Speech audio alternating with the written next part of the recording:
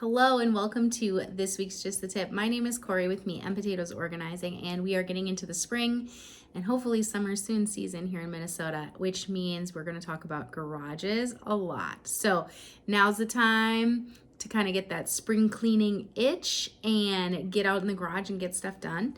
One thing we talk about a lot is making changes that will last.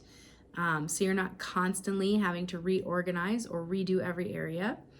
And in a garage, our number one tip for that is to stick to zones.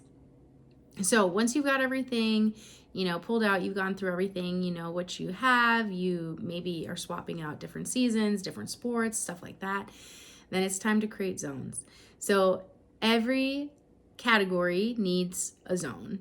And what we want to do is we want to clearly create the zones. We're going to put the items there and then label them if we need to.